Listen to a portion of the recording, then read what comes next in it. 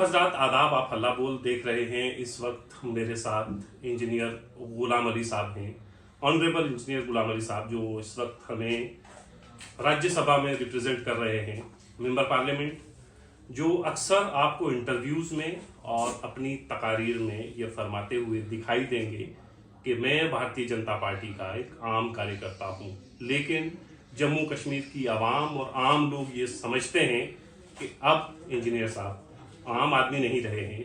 वो राज्यसभा में हमारे मसाइल को उठाएंगे और बहुत सारी उम्मीदें यहाँ के लोगों को हैं। रोड मैप क्या है इंजीनियर साहब के पास, ये जानने और समझने की कोशिश करेंगे। सर, बहुत शुक्रिया, आपने वक्त दिया।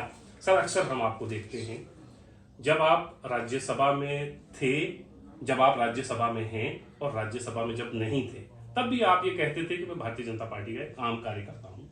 लेकिन अब उम्मीदें कुछ ज़्यादा हैं। अब आप आम नहीं रहे हैं, अब आप ख़ास हैं जम्मू कश्मीर के लिए राज्यसभा में, और ख़ास तौर से जिस कबीले को आप रिप्रेजेंट करते हैं सर, उस कबीले के लिए क्या रोड मैप है?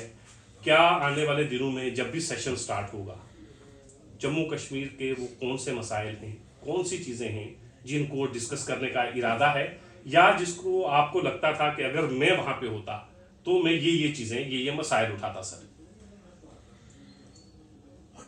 देखिए, पहले तो मैं आपका मशकूर हूँ कि आप बहुत टफ एक दूर रिमोट पुंछ जिला से होते हुए अच्छे इश्यूज़ को, एक जर्नलिज्म को तक़वियत देते हैं। मैं आपका मशकूर हूँ। मेरा कहने जहाँ तक आपका ताल्लुक़ है कि क्या इश्यूज़ मैं उठाऊँगा, क्या समाज के क्या इश्यूज़ हैं, क्या समाज को मेरे से क्या तवक्कुआत है।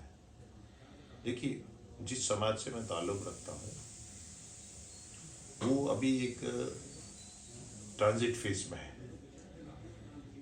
उसका प्रायोरिटी अभी नौकरी है, उसका प्रायोरिटी अभी सर्वाइवल है, उसका प्रायोरिटी अभी अपने जानवरों के लिए, उनके लिए चारा, उनके लिए फूड, इस तरह की प्रायोरिटीज़ है। उसमें से बड़ा कम तबका जो है अभी वो नौकरियों की तरफ बढ़ा है, बड़ा कम दिखता है अभी मुलाजमत में। अभी इश्यूज़ वहाँ होते हैं, यहाँ बहुत सारी चीज़ें सॉल्व हो चुकी हैं। बेसिकली हमारा समाज ही एक इशू है, क्योंकि हमें यहाँ एज ए वोट बैंक इस्तेमाल करा गया है। हमें कोई भी पॉलिटिकल पार्टी ये सोचती है चार पगड़ी वाले लोग आ जाएं और हमारी सजावट हो जाए और एक जलसा हो जाए तो हमारा भी ये आउटरीच होगी समाज में, इस तरह करके बेसिक जहाँ से पॉलिसी और प्लानिंग किसी स्टेट की चलती है, जहाँ पॉलिटिकल पार्टीज में जो मैनिफेस्टोज होते हैं, उसमें मेरी समाज की जो इम्पोर्टेंस है, मुझे नहीं लगता है कि भारतीय जनता पार्टी ने फर्स्ट टाइम रिकॉग्नाइज करा है हमारी पीड़ा को। जो मोटी मोटी बातें हैं, हमारी पीड़ा को समझा है। जहां तक इनके इश्यूज हैं, इश्यूज जो हैं, जहाँ तक पॉलिटिकल रिजर्वेशंस का ताल्लुक था, हमें यहाँ नौकरियों में रिजर्वेशन थी, हमें यहाँ पॉलिटिकल रिजर्वेशन जो है भारतीय जनता पार्टी की सरकार ने दी है। फॉरेस्ट राइट्स एक्ट है।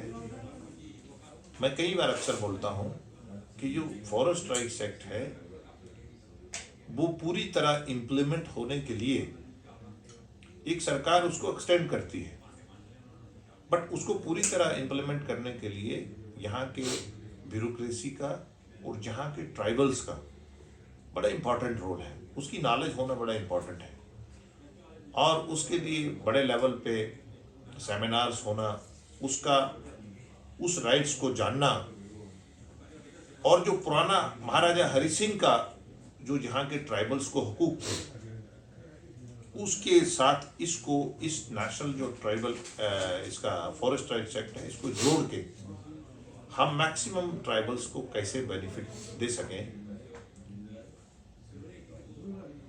मैं आपको बताऊं कि अटॉरिटीज एक्ट है, आज वो वक्त आ गया है कि अटॉरिटीज की हर थाने में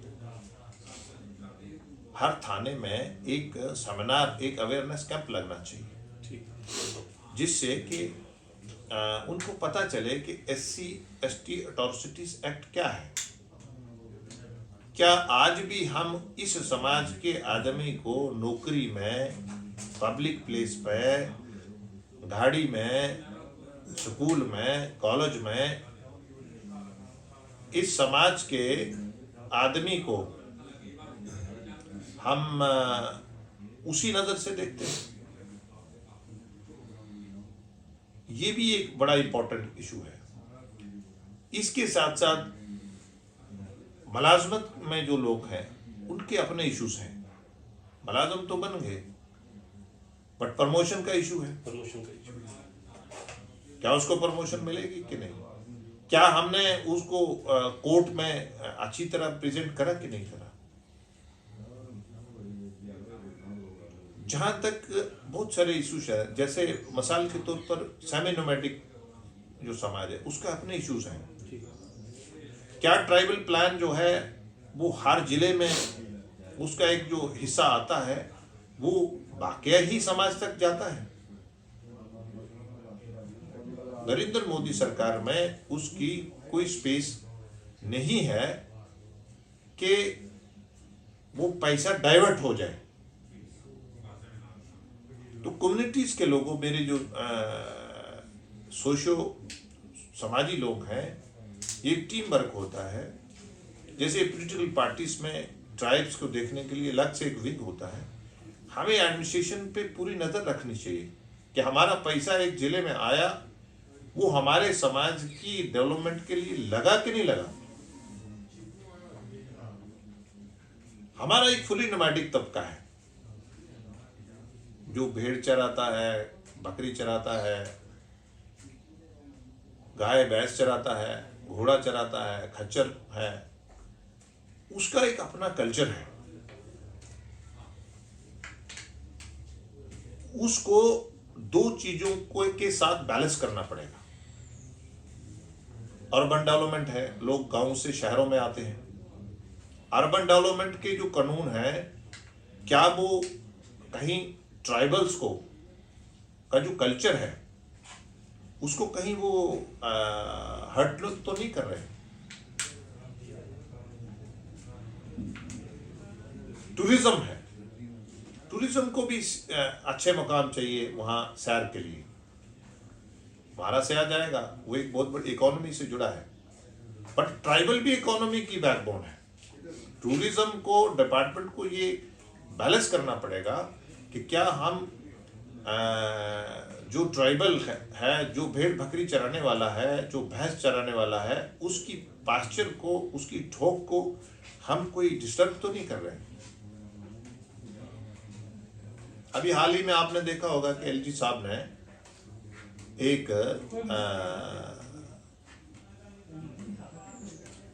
ने एक स्कीम चलाई ट्रांसपोर्टेशन के लिए। एक पॉजिटिव स्टेप है, बट ये ट्रांसपोर्टेशन एक हल नहीं है, क्योंकि ट्राइबल का जो भेड़ बकरी, हमारी जो भैंस, वो 3 महीने प्लेन में रहती है, 3 महीने टॉप पे रहती है, और 3 महीने वो ऊपर को जाते हैं, 3 महीने नीचे को आते हैं, और वो चरते, वो अपना चारा गुसर बसर से आते हैं जी।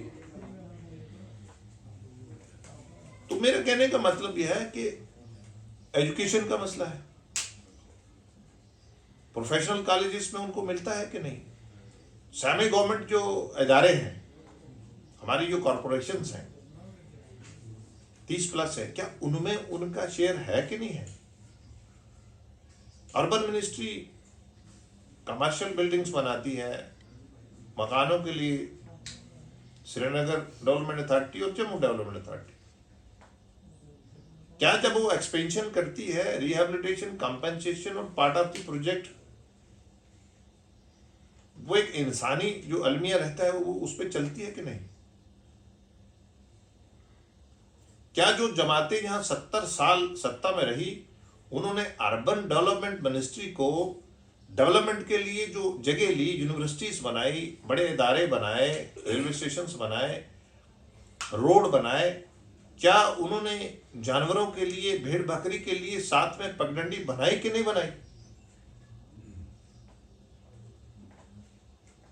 क्या एक आदमी 1 करोड़ की कोठी बना रहा है, साथ में एक आदमी ने गाय भैंस बकरी रखी हुई है? क्या उसका कल्चर, क्या उसका जो दूध का कारोबार है, क्या?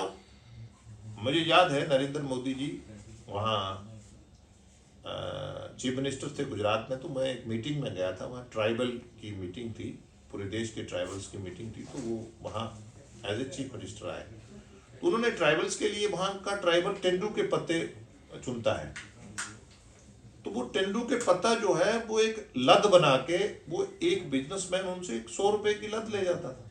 लेकिन नरेंद्र मोदी जी ने वहाँ गठ बनाए कि वहाँ एनजीओ रहेगी बीच में जो उनके राइट्स को गाइड करेगी, और बिजनेसमैन डायरेक्ट ट्राइबल को एक्सप्लॉइट नहीं करेगा,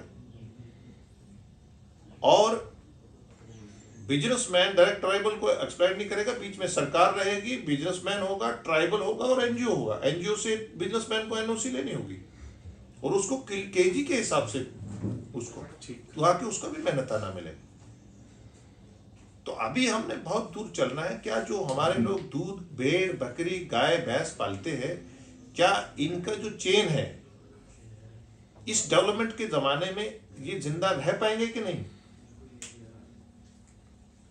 क्योंकि अगर इनका एक ही जगह 1 किलो, अगर 10 क्विंटल दूध है, 2 क्विंटल दूध है, एक ही पनीर पे आप उसको 30 रुपए किलो ले लेगा एक बड़ा बिजनेसमैन, ये तो एक्सप्लॉयटेशन है ना। बिल्कुल। हमारी एलजी साहब से जब हमारी जो सरकार की प्रायोरिटीज रहेगी कि हम एनजीओ जो इनको गाइड करें कि तुम्हारा जो मेहनताना है, आप जो सुबह 4 बजे उठते हो, आपका जो सोने का टाइम नहीं होता, आप जानवरों में ही रहते हो, लथपथ हो जाते हो, क्या आपको आपका मेहनताना सरकार कहीं एक्सप्लॉयटेशन तो नहीं होगी? हम एलजी साहब से कहेंगे कि जिला में एक ट्राइबल वेलफेयर अफसर होना चाहिए, नियुक्त होना चाहिए, जो उनके हकूक का ख्याल रखे, उनको जानवरों को ट्रांसपोर्टेशन करना है, उसके डोर स्टेप पे उसको फैसिलिटी मिले। हमारा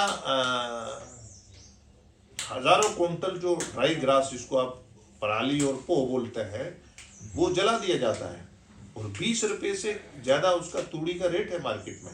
एक जानवर 20 रुपए किलो, आप अगर 10 किलो एक भैंस वो खाएगी तूड़ी, जहाँ 20 किलो खाएगी तो वो कितने का होगा? 400 रुपए की तो तूड़ी होगी।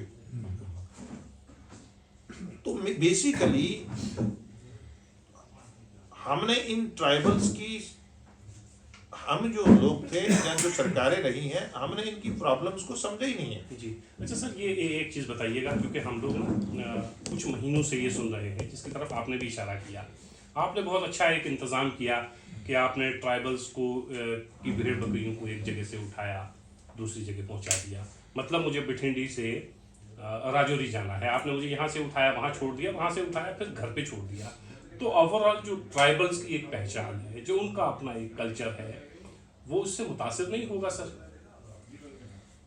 देखिए, एलजी साहब की जो कोशिश है, जहाँ हमारा ट्राइबल डिपार्टमेंट जो है, उनकी कोशिश है, उसमें पॉजिटिविटी है, लेकिन उनको पॉजिटिविटी के साथ साथ ये भी देखना है कि उनके लिए हमने कोई यहाँ अरेंज तो नहीं ना करा है कि हम ट्रांसपोर्टेशन पे 1000 बकरी को लेके तो जम्मू में लाएंगे, तो उसके आगे आगे जहाँ भैंस को लाएंगे, जहाँ गाय को लाएंगे, आगे चारा है, उसका नेचर से लिंक है। वो इकोलॉजिकल बैलेंस के लिए इम्पोर्टेंट है। गाय का, भैंस का, बकरी का, उसका घोड़े का, उसका वो चरती आएगी, बिल्कुल। उससे जंगलात का जो ड्राई पत्ता है वो चुन लेगी, उससे धूप जो है वो दरख्त के जड़ तक जाएगी। जो हमारा बकरवाल कम्युनिटी या दूसरी जो ट्रिम करती है, उससे दरख्त को जंगल को फायदा होता है। सरकार कितना पैसा खर्च के फायर गैप बनाती है, जंगल में।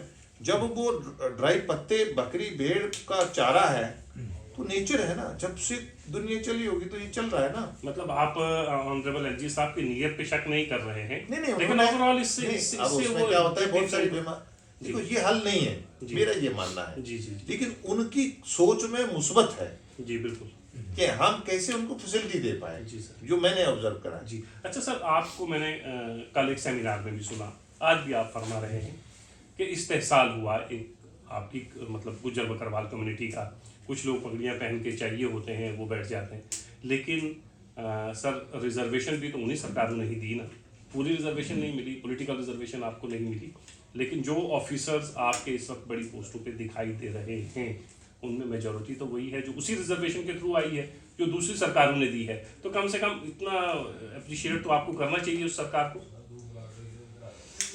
देखिए आपकी बात में लॉजिक है, लेकिन वजन नहीं है। वजन लॉजिक है कि उन सरकारों ने नहीं अप्राइज करा होगा ट्राइबल के इश्यूज, बट जब ट्राइबल स्टेटस मिला तो वो तो चंद्रशेखर जी ने दिया हमें। चंद्रशेखर जी की एक रिश्तेदार थे ओम मेहता जी, किश्तवाड़ के रहने वाले। चंद्रशेखर जी क्योंकि हमारे सारे ट्राइबल से वो उनकी जान पहचान नहीं थी, उन्होंने पूछा ये गुज्जर बकरवाल गद्दी सिप्पी होते कौन है। तो ओम मेहता जी क्या थे, वो पैरालिसिस था, उन्होंने उसको ओके कर दिया कि इनको जरूरी है। तो तब नौकरियों में मिला।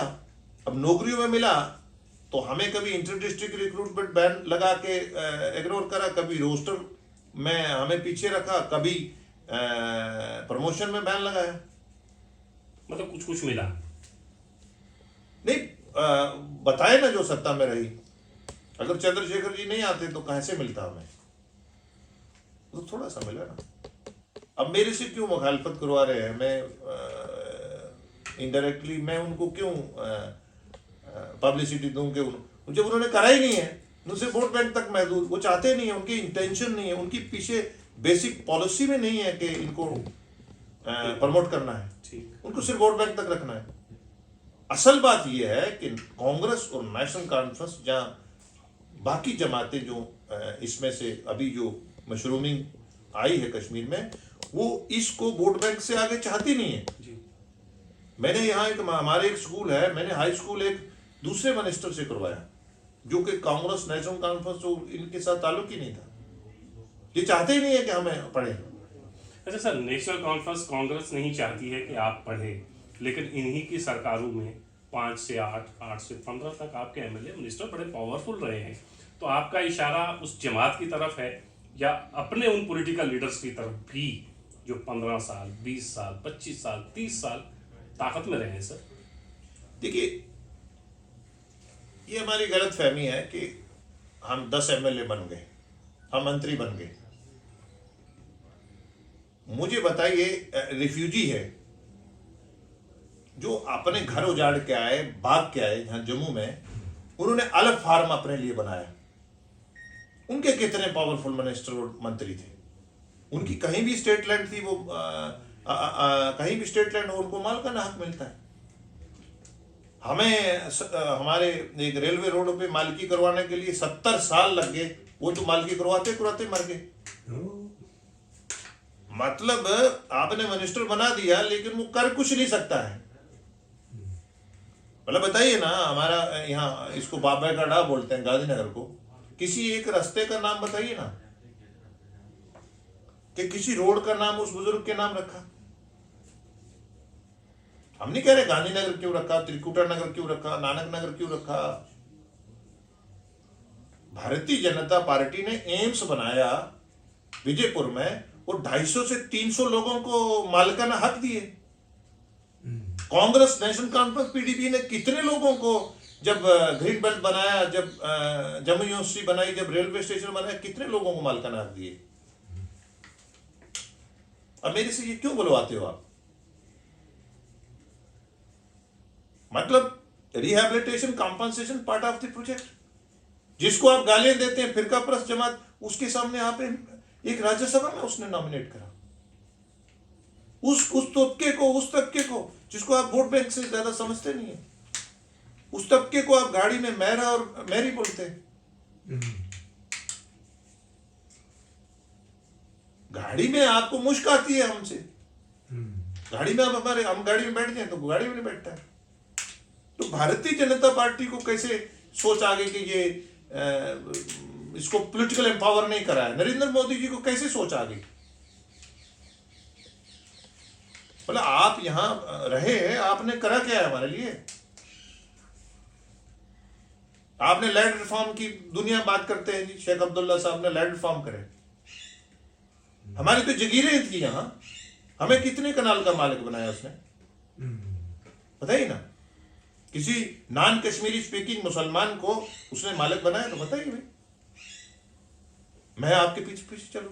अच्छा सर, जरा ये बताइएगा कि अब इलेक्शन ये सच है कि उन्होंने गुज्जर और पहाड़ी को इसलिए लड़ाया कि वो हमें हमारी हेजमनी को खतरा ना बने। ये सच बोलने में क्या दिक्कत है? जी जी, लेकिन ये सच बोलने में तो आप पे भी लगता है कि गुज्जर पहाड़ी को लड़ाने का काम तो आप कर रहे हैं, वो लोग ये कहते हैं सर। कौन सा लड़ाने का काम कर रहे हैं? मतलब उन्होंने यूनिलेटरल सीज फायर क्यों करा? कौन वोटर था कि उनको यूनिलेटरल सीज फायर करने की क्या जरूरत थी? कि हमारी पॉलिटिकल हेजमनी रहे, हम प्रिंस रहे, कुछ फैमिलीज प्रिंस रहे। अब अनंतनाग का कश्मीरी तो गुजर नहीं है ना, उसको भी गुजरी कहते हैं।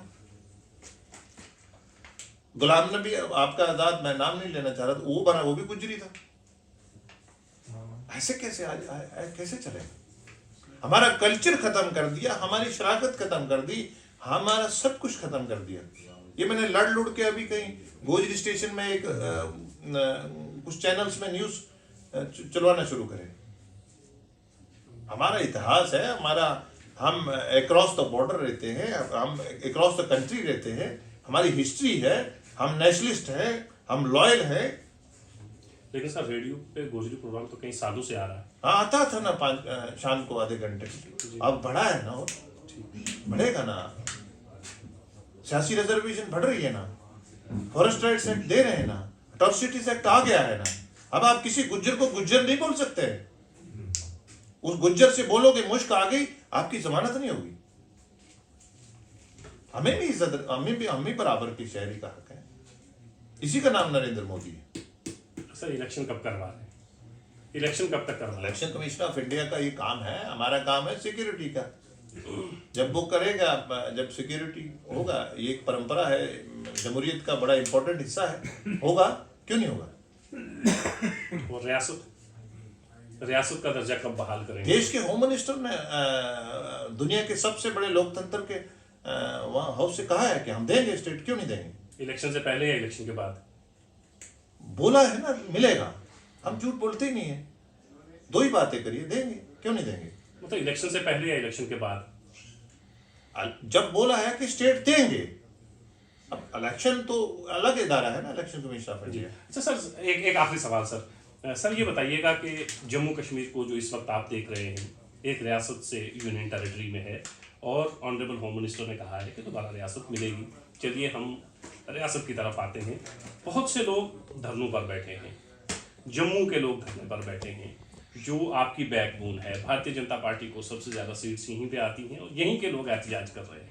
छुट्टी के लिए आपको पता ही है कि कितना लंबा एक एहतजाज के बाद आपने छुट्टी अनाउंस की। आपको नहीं लगता कि अगर एहतजाज का यही सिलसिला चलता रहे तो भारतीय जनता पार्टी को उस जगह से नुकसान होगा जहां भारतीय जनता पार्टी सबसे ज़्यादा मजबूत है? सर ऐसा नहीं होता है, जमहूरियत है, लोकतंत्र है, इसमें सामाजिक ग्रुप्स जो होते हैं वो इशू को उभारते हैं, सरकारें इसमें सुना जाता है। चाइल्ड इश्यूज जो होते हैं, जो कम्युनिटीज़ के इश्यूज होते हैं, जिस तरह आपने महाराजा हरि सिंह जी की छुट्टी की बात करी, अपराइज करा, ये भारतीय जनता पार्टी की प्रायोरिटी में था, करा है, कर दिया है, छुट्टी हो गई है। महाराजा हरि सिंह एक रिफॉर्मर थे, उन्हीं ने बेगार और जो फोर्स लेबर खत्म करा। नहीं तो एक आदमी 1000 आदमी को जितना मर्जी वजन उठा के तो जाता, फोर्स लेबर। उन्होंने कहा कि हम सब इकट्ठे एक ही जगह पानी पिएंगे। वक्त का बहुत बड़ा एक अच्छा कंपैरेटिवली एक सेकुलर, एक रिफॉर्मर राजा था हरि सिंह। आप honourable member Rajya Sabha engineer Ghulam Ali साहब को सुन रहे थे। अपनी कम्युनिटी के हवाले से बहुत वजाहत के साथ इन्होंने बहुत सारी चीज़ों को बयान किया और साथ ही साथ जम्मू और कश्मीर रियासत, इलेक्शन, उस हवाले से भी बात की कि ऑनरेबल होम मिनिस्टर ने जो कहा है वो होगा, रियासत का दर्जा भी मिलेगा, इलेक्शन भी होंगे और गुज्जर बकरवाल कम्युनिटीज़ को जो एम्पावर करने की कोशिश ऑनरेबल प्राइम मिनिस्टर या होम मिनिस्टर ने की है वो ऐसी ही होती रहेगी। और इससे पहले जितनी सरकारें जम्मू कश्मीर में रही हैं उन्होंने गुज्जर बकरवाल कम्युनिटी को सिर्फ और सिर्फ वोट बैंक के तौर पर इस्तेमाल किया है। बहुत शुक्रिया सर। शुक्रिया।